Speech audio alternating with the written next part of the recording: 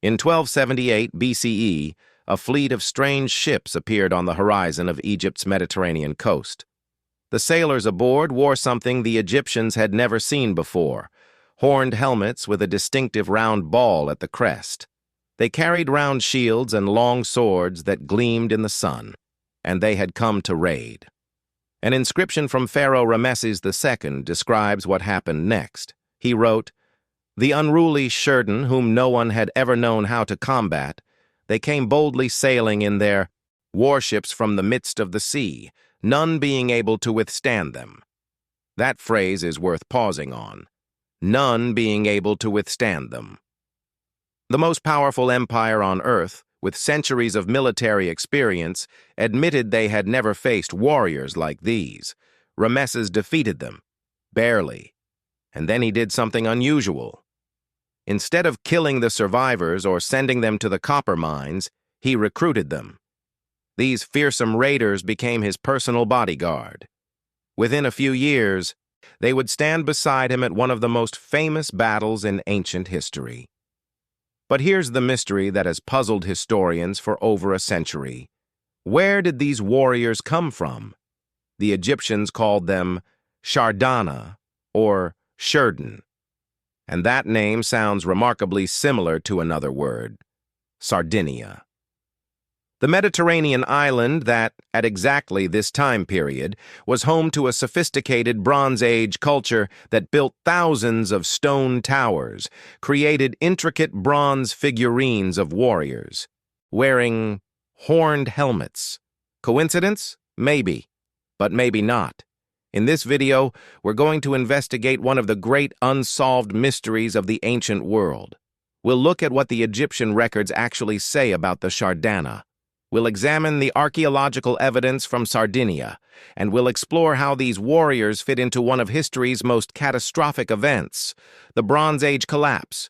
By the end, you'll understand why some historians are convinced the Shardana came from Sardinia, why others disagree, and what the evidence can and cannot tell us. To understand this story, we first need to understand the world these warriors emerged from. Let's go back to the late Bronze Age, around 1300 BCE, and see what the Mediterranean looked like when the Shardana first appeared in history.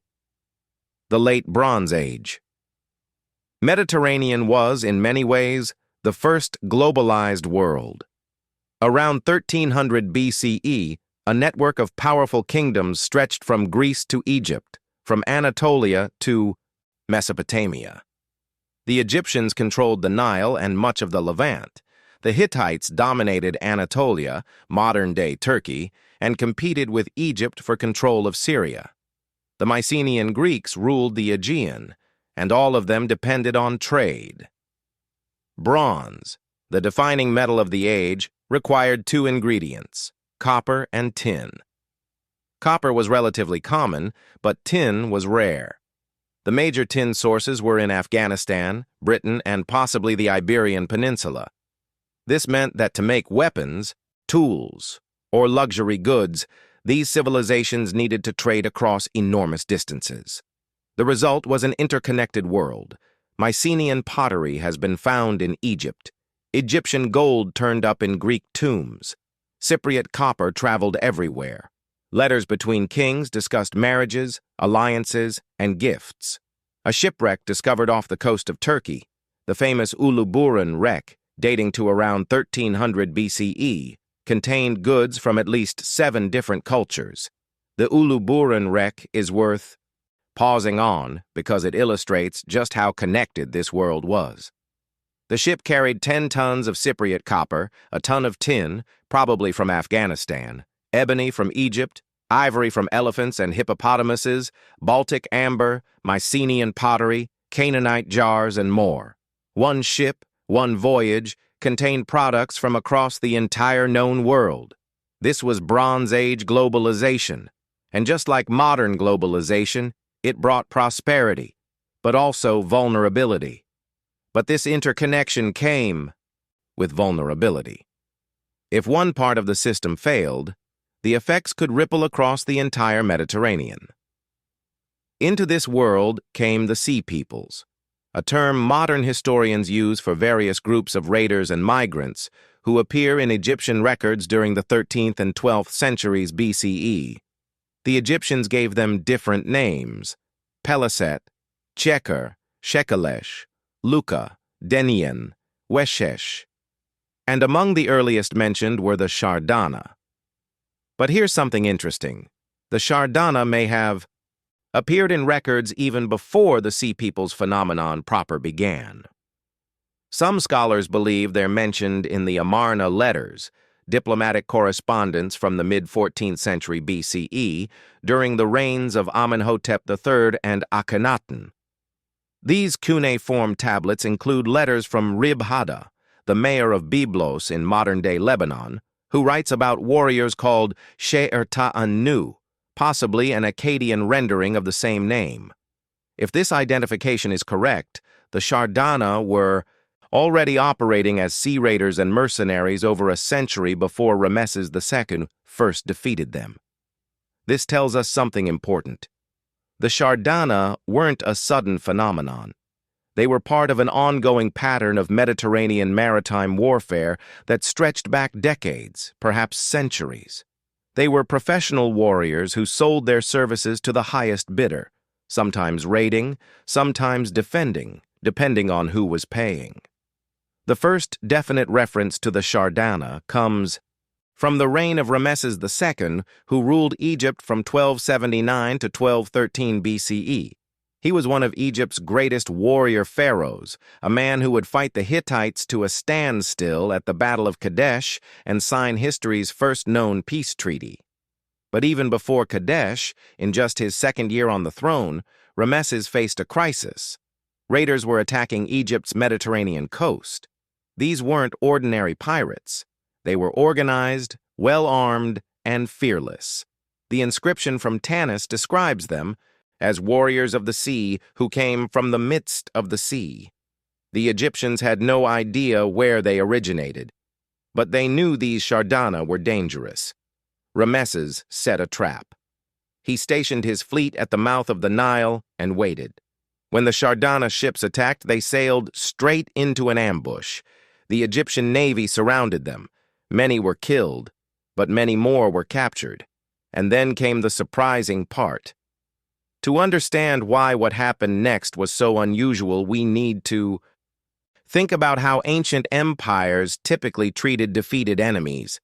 In the Bronze Age Mediterranean, captured warriors usually faced one of three fates. Execution was common. Why let your enemies live to fight again? Enslavement was perhaps more common still. Egypt had massive labor projects, temples, tombs, irrigation systems that required enormous workforces. Captured enemies often ended up in copper mines or quarries, working until they died. The third option was ransom, but that typically applied only to nobles and commanders who could fetch a price. What almost never happened was what Ramesses did next. Instead of executing or enslaving the captured Shardana, Ramesses II made them an offer they apparently couldn't refuse: join his army. This wasn't entirely unprecedented. Egypt had a long history of incorporating foreign warriors into its military. Nubian archers, Libyan mercenaries, and others had served the pharaohs for centuries. But the Shardana seemed to have held a special status. Within a few years of their capture, Shardana warriors appear in Egyptian art as part of Ramesses' personal bodyguard. You can see them today in the reliefs at Abu Simbel, standing beside the pharaoh with their distinctive horned helmets, round shields, and long swords. They're clearly distinguished from Egyptian soldiers by their foreign equipment and appearance. In 1274 BCE, Ramesses marched his army north to challenge the Hittite Empire at Kadesh in modern-day Syria. This would become one of the largest chariot battles in ancient history. The Egyptians claimed the Hittites fielded 2,500 chariots and 37,000 infantry. The battle nearly became a disaster. Ramesses had divided his forces into 4 divisions: Amun, Ra, Ptah, and Seth, named after Egyptian gods. He was advancing with the Amun division when Hittite spies deceived him into believing the enemy was still far away, near Aleppo. It was a trap. The Hittite king Mu'attali II had hidden his forces behind the city of Kadesh. When the Egyptian Ra division was marching north to join Ramesses, the Hittite chariots burst from cover and smashed into them. The Ra division scattered. Egyptian soldiers fled in all directions. The Hittite chariots then turned toward Ramesses' camp, where the Amun division was still setting up. Many of these soldiers also broke and ran, leaving the pharaoh virtually surrounded by enemy forces. According to Egyptian accounts, Ramesses found himself alone with only his bodyguard, a small bodyguard of chariots, as one account puts it, encircled by the enemy. And who was there to fight beside him? The Shardana. Egyptian inscriptions specifically mention that Ramesses incorporated some of the Shardana into his own personal guard at the Battle of Kadesh. These former pirates, who had raided Egyptian shores just 5 years earlier, now stood as the pharaoh's last line of defense. The battle ended in something close to a stalemate. Both sides claimed victory, but Egypt survived, and the Shardana had proven their worth. After Kadesh, evidence suggests the Shardana became a permanent part of Egyptian society. Some were settled in garrison towns called strongholds of the Shardana. Others received plots of land as rewards for their military service. A document from roughly a century later, the Onomasticon of Amenhotep, mentions the Shardana living in Canaan, suggesting they had spread throughout Egyptian-controlled territory. But where had they come from in the first place? The Egyptian texts are frustratingly vague. They describe the Shardana as coming from the midst of the sea, or from the islands. This could mean almost anywhere in the Mediterranean. The Egyptians either didn't know their homeland or didn't consider it important enough to record. This is where the Sardinia hypothesis enters the picture. If you're enjoying this investigation into one of ancient history's great mysteries, take a moment to drop a like. It helps the channel more than you might think. Now let's look at the evidence connecting the Shardana to Sardinia. The connection between Shardana and Sardinia starts with the name itself. The similarity is striking. Shardana, or Shardana in some transliterations, sounds remarkably like the name of the Mediterranean island. This linguistic connection was noticed early in the study of the Sea Peoples, and it remains one of the strongest arguments for a Sardinian origin. But names can be deceiving. Similar sounds don't prove similar origins. We need more evidence. The second piece of evidence is visual. In Egyptian reliefs, the Shardana are depicted with very distinctive equipment. Horned helmets with a round ball or disc at the crest, round shields, and long swords. This equipment appears consistently across multiple Egyptian sources, from Abu Simbel to Medinet Habu. Now, here's where it gets interesting. On the island of Sardinia, archaeologists have found hundreds of small bronze figurines called bronzetti, dating from roughly 1000 to 800 BCE. Many of these bronzetti depict warriors, and those warriors wear horned helmets. The similarity is not perfect. Some scholars argue the details don't match exactly, but the general type is remarkably consistent.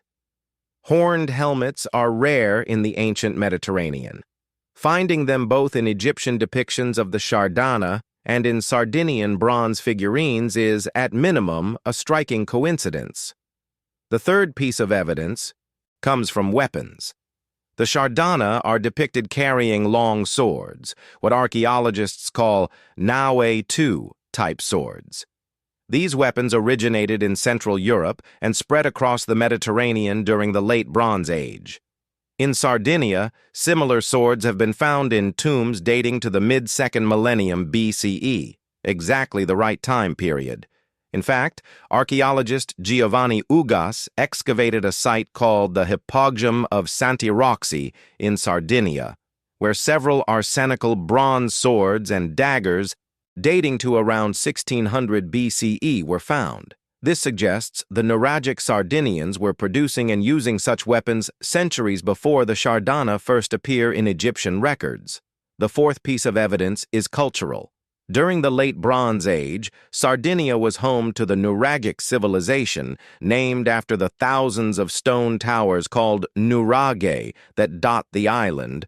Over 7,000 still survive today. This was clearly a sophisticated, wealthy culture with advanced metalworking skills. The nuraghe themselves are impressive structures. These aren't simple watchtowers. Some are complex, multi-towered fortresses with courtyards, storerooms, and surrounding village settlements. The largest, like Su-Nuraxi and Baromini, demonstrate engineering skills that rival anything else in the Bronze Age Mediterranean outside of the major palace civilizations. Building these structures required organized labor, skilled craftsmen, and considerable resources. The society that built them was not primitive. It was hierarchical, wealthy, and capable of large-scale construction projects. The Nuragic people were master bronze workers. They produced not only weapons, but elaborate religious objects, including the bronzetti figurines. These small statues, typically about 10 centimeters tall, depict warriors, chieftains, priests, animals, and boats. The level of detail is remarkable. You can see individual elements of armor, the curves of swords, the expressions on faces. Scholars have identified at least 2 distinct styles of bronzetti, suggesting multiple workshops or regional traditions across the island. The warrior figurines often show weapons including swords, bows, arrows, daggers, and, importantly, those distinctive horned helmets. And crucially, the Nuragic people had access to valuable copper deposits in southwestern Sardinia, particularly in the Iglesiente Sulcis district. Recent isotope analysis of the bronzetti, published in 2025, confirmed that most were made from local Sardinian copper, sometimes mixed with copper imported from the Iberian Peninsula. This proves the Nuragic people were engaged in long-distance Mediterranean trade. Could warriors from this seafaring, bronze-working, militarily sophisticated culture have become the feared Shardana raiders of Egyptian texts? Many scholars think so. As archaeologist Malcolm Weiner put it, Sardinia has long been viewed as a likely or possible homeland of the Shardana in light of the similarity in AI names and Egyptian depictions of helmets resembling helmets found in Sardinia.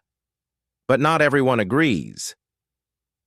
The Sardinia hypothesis, compelling as it is, faces serious challenges. First, there's the dating problem.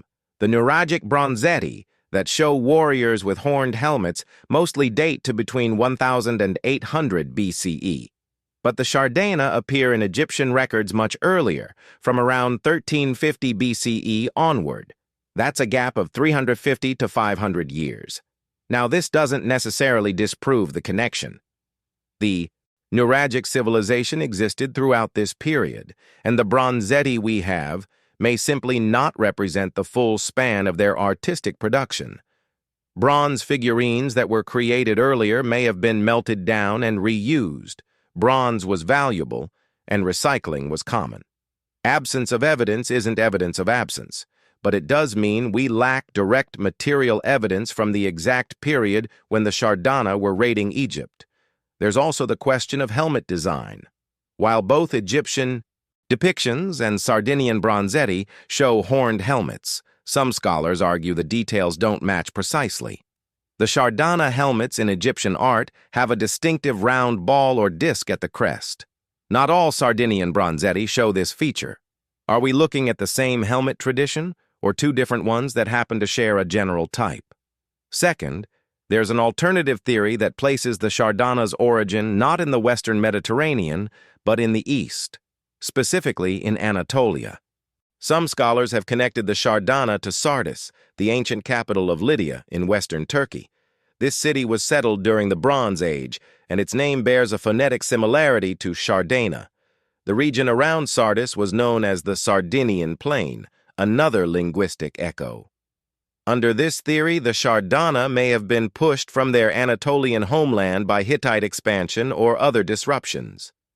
The Late Bronze Age was a turbulent time in Anatolia, with the Hittite Empire expanding and contracting, and various peoples being displaced. The Shardana might have been among these refugees, eventually migrating westward, perhaps eventually reaching Sardinia and giving the island its name, rather than taking their name from it. This Eastern origin theory would explain why the Shardana appear so suddenly in Egyptian records in the 14th century BCE. They might have been displaced peoples from the collapsing Bronze Age world of the Eastern Mediterranean.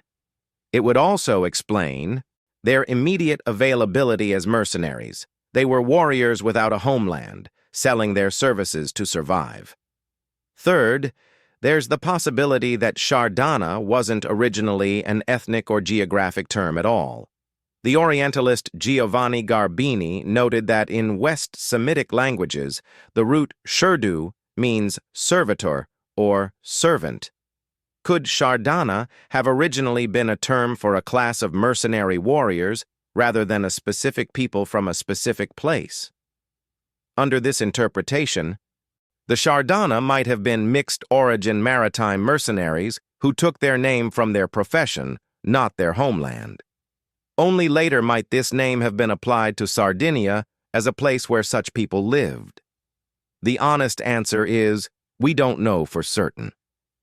As archaeologist Reinhard Jung stated in 2017, the hypothesis of a connection between Shardana and Nuragic Sardinians is as old as the archaeology, but it could not be proven so far.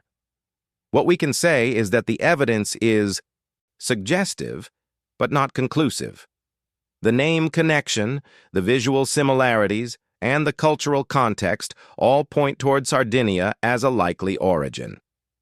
But definitive proof, a Shardana artifact found in Sardinia with Egyptian context, or an inscription explicitly stating their homeland, has not been found.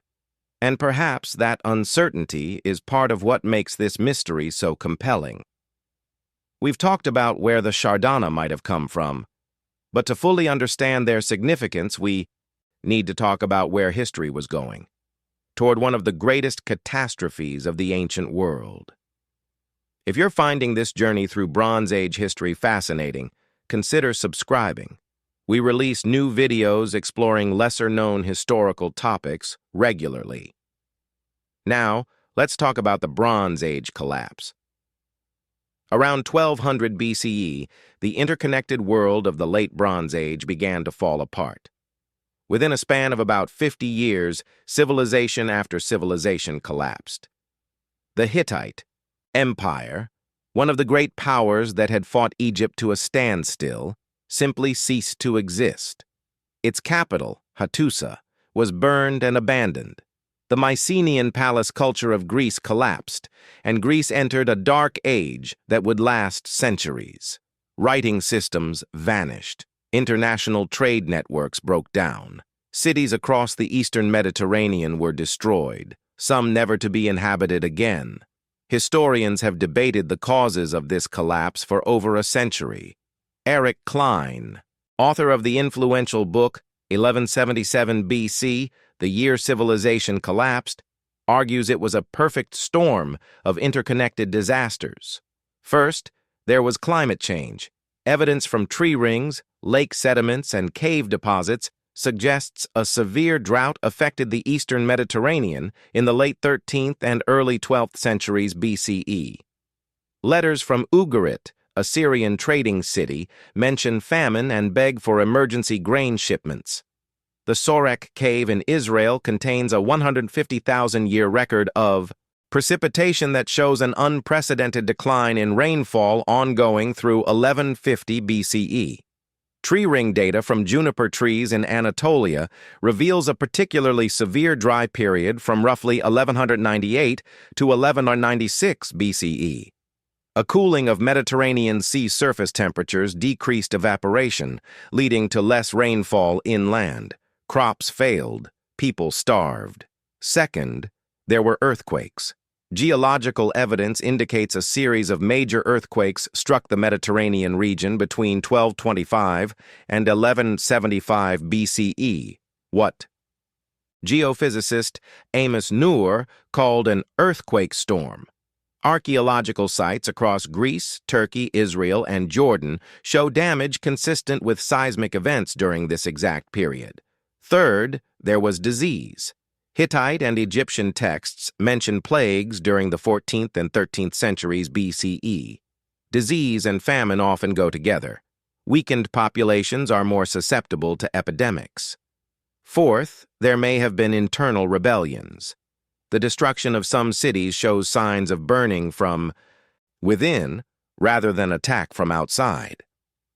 The Canaanite city of Hazor, for example, appears to have been destroyed by its own inhabitants, perhaps in a revolt against ruling elites. In Egypt itself, we see signs of social strain. During the reign of Ramesses III, the workers at Deir el-Medina, the village that housed the tomb builders, staged the first recorded labor strike in history. Their wages hadn't been paid, and scholars note that tomb robbing became rampant during this period, with thieves often spending their loot on food. Even the richest kingdom in the Mediterranean was struggling to feed its people. And fifth, there were the Sea Peoples. In 1207 BCE, during the reign of Pharaoh Merneptah, Ramesses II's son, a massive coalition attacked Egypt. The Karnak inscription describes how various groups, including the Shardana, had allied with the Libyans against Egypt. Merneptah defeated them, but this was just a preview of what was coming. 30 years later, in 1177 BCE, Asia's much larger invasion struck. Ramesses III, the last great pharaoh of Egypt's new kingdom, faced a coalition that the inscriptions describe in apocalyptic terms. The foreign countries made a conspiracy in their islands. All at once the lands were removed and scattered in the fray. No land could stand before their arms.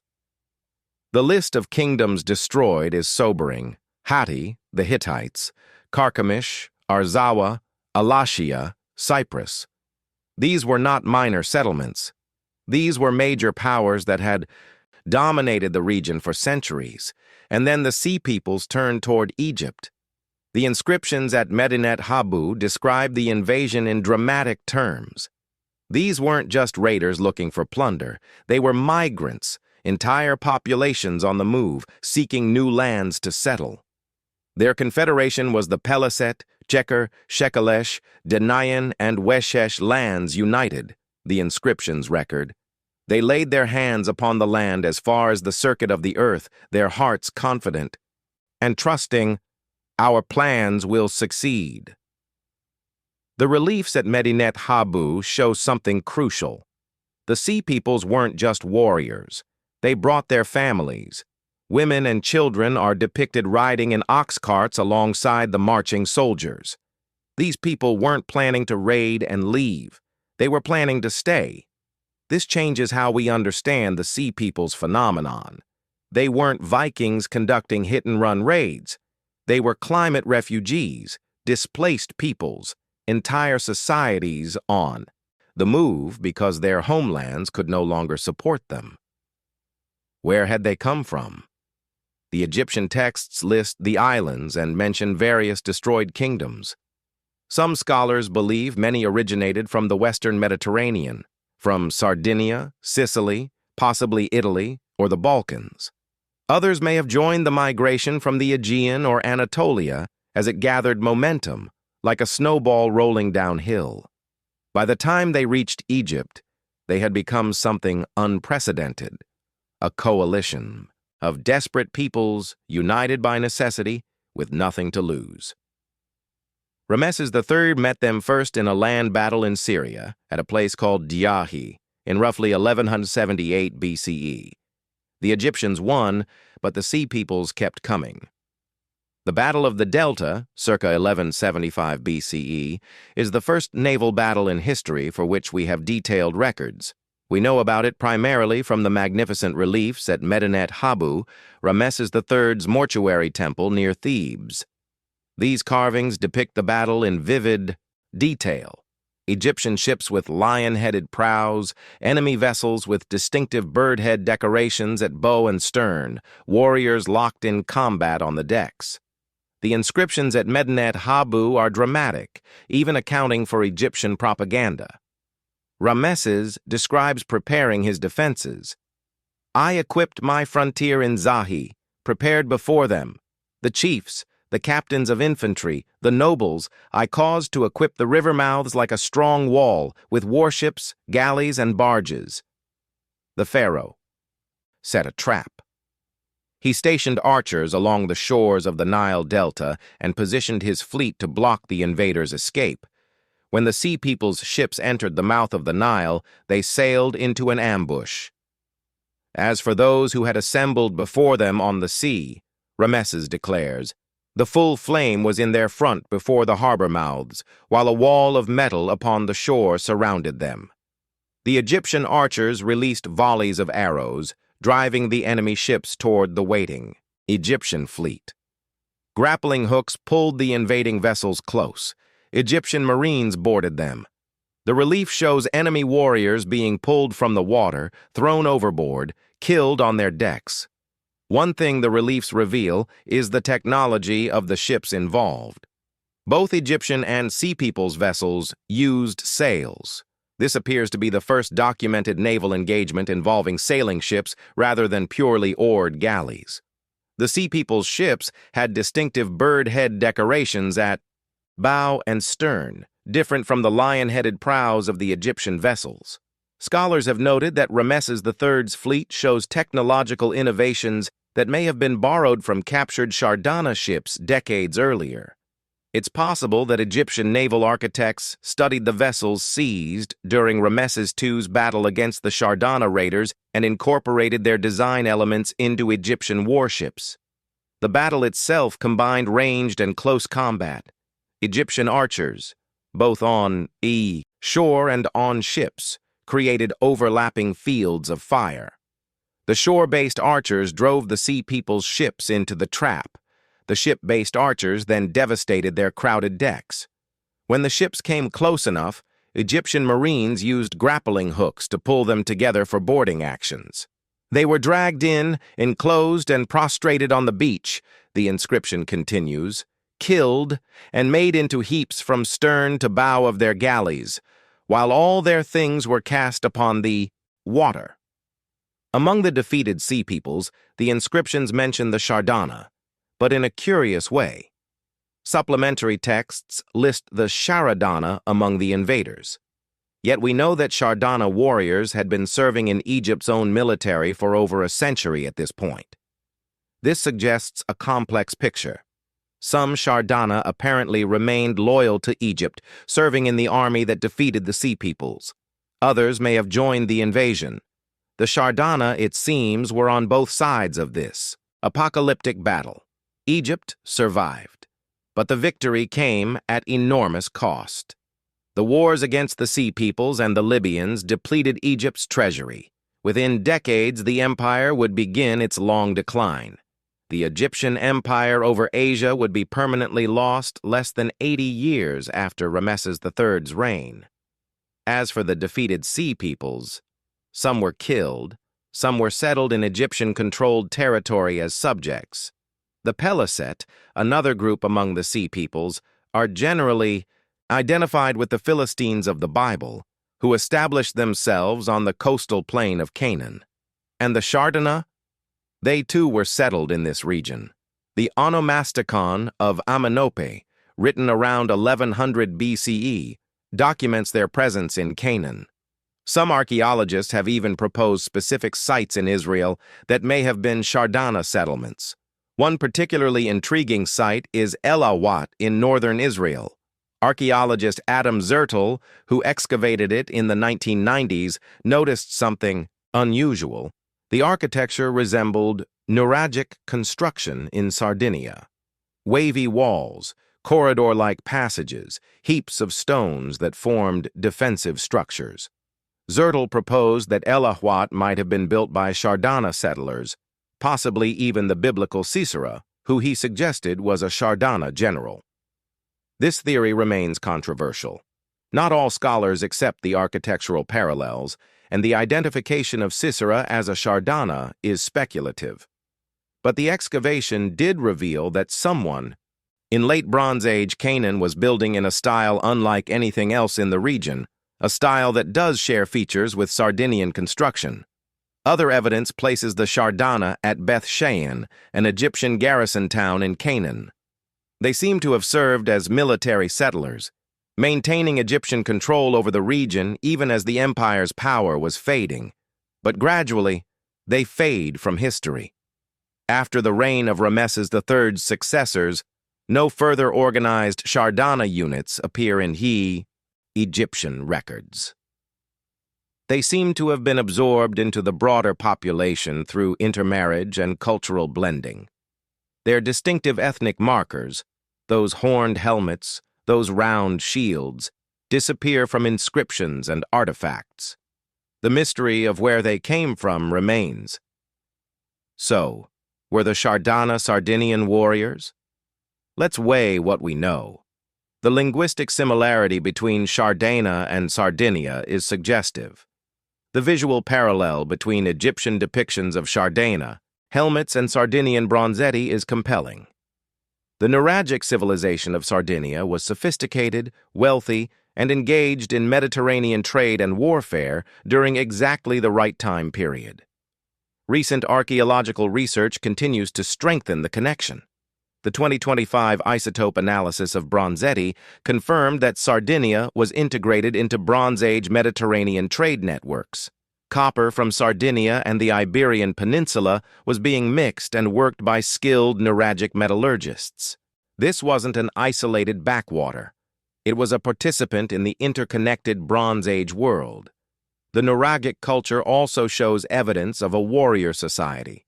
The prevalence of warrior imagery in the bronzetti, the weapons found in tombs, and the fortress-like architecture of many nuraghe all suggest a culture where military prowess was valued and celebrated. These were not peaceful farmers. They were a martial people, and we know Bronze Age Mediterranean peoples traveled far. Nuragic pottery has been found in Crete and Cyprus. If Sardinian goods could reach the eastern Mediterranean, so could Sardinian warriors. Against this, we have dating uncertainties, alternative theories about Anatolian origins, and the possibility that Shardana was a professional term rather than an ethnic one. We have no direct archaeological proof, no artifact found in Sardinia that definitively connects to the Egyptian Shardana. The honest historical conclusion is that the Sardinia hypothesis is probable, but not proven. Most scholars consider it the best available explanation, but mysteries remain. Perhaps that uncertainty is itself historically valuable. It reminds us how much we've lost, how much of the ancient world remains forever beyond our knowledge. The Bronze Age civilizations that the Shardana fought for and against are largely silent. Their libraries burned. Their languages were forgotten. We piece together their stories from temple inscriptions, broken pottery, and half-understood names. Perhaps what matters most is what the Shardana story tells us about the ancient world itself. These were not primitive times. The late Bronze Age Mediterranean was a complex, interconnected civilization where goods, people, and ideas traveled across vast distances. Warriors from an island in the Western Mediterranean could end up serving as the personal bodyguard of Egypt's Pharaoh. Raiders could become soldiers. Enemies could become allies. The Shardana embodied this fluidity. They were pirates who became elite soldiers. They fought against Egypt and for Egypt. They were part of the force that nearly destroyed Bronze Age civilization and part of the force that defended it. Their loyalty wasn't to a nation or an ideology. It was to their own survival and prosperity. In some ways, they were the first truly professional soldiers of the Mediterranean, warriors whose allegiance was determined not by birth or belief, but by contract. They fought for whoever paid them, and they fought well. And when that world collapsed, through drought, earthquake, invasion, and internal strife. The effects were catastrophic. The Bronze Age collapse reminds us that complex civilizations are fragile, that interconnection, for all its benefits, can spread disaster as easily as prosperity. Think about it. The same trade networks that brought Cypriot copper to Egyptian workshops and Mycenaean pottery to Syrian palaces also meant that when one kingdom fell, the effects rippled outward. When the Hittites collapsed, their trading partners lost a crucial market. When harvests failed in one region, prices rose everywhere. When raiders destroyed a major port, entire shipping routes became unusable. The Sea Peoples, including the Shardana, were both cause and effect of this collapse. They were displaced peoples fleeing drought and famine, but their attacks accelerated the destruction of the systems that might have helped everyone survive. It's a feedback loop that historians of complex societies will recognize, crisis breeding more crisis, until everything falls apart. The Shardana stood at the center of this transformation. They were both agents of destruction and defenders against it. They served the old order and helped bring it down. They remain mysterious because the world that created them was itself destroyed, taking most of its records with it. 3,000 years later, their horned helmets still stare out from Egyptian temple walls and Sardinian bronze, figurines, silent witnesses to an age when the Mediterranean burned. And that was the story of the Shardana. If you made it this far, thank you for watching. These deep dives into lesser-known history take considerable research, and knowing there are people who want to learn about these forgotten chapters makes it worthwhile. If you enjoyed this video, subscribe to the channel. We explore historical mysteries and overlooked civilizations regularly. Leave a comment. Did you know about the Shardana before this video? Do you think they came from Sardinia? Is there another ancient mystery you'd like us to investigate? Until next time.